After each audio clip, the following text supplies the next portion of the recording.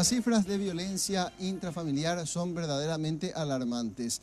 De acuerdo al registro de la Policía Nacional y del Sistema 911 de llamadas de emergencias, en promedio 115 casos por día fueron denunciados a este sistema policial hasta el pasado 26 de este mes. De las más de 3.000 llamadas recibidas por violencia intrafamiliar entre el 1 y el 26 de enero, un gran porcentaje corresponde a casos de reincidencia por parte de los mismos agresores. Una situación que la policía atribuye en varios casos a personas que tras promesas del agresor y una eventual reconciliación decide retirar las denuncias.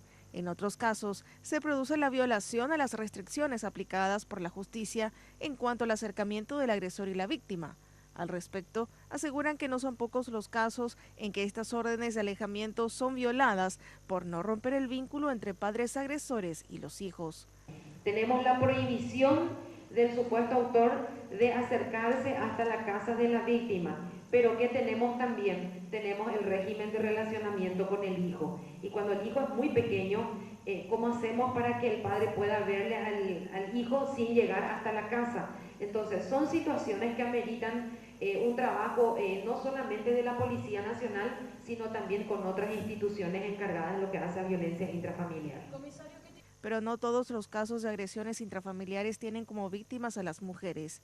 De acuerdo a los registros policiales, también se dan actos violentos entre hermanos e incluso de hijos a sus padres, especialmente cuando está de por medio la ingesta de alcohol o estupefacientes.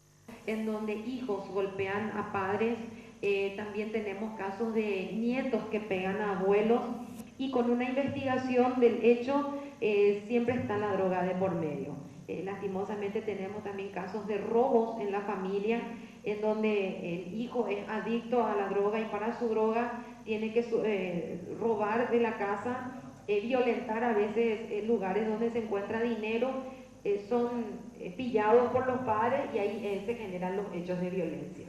En cualquier caso, la policía recomienda a las víctimas no retirar las denuncias una vez formuladas, pues esto las deja expuestas a nuevos posibles hechos de violencia por parte de sus agresores.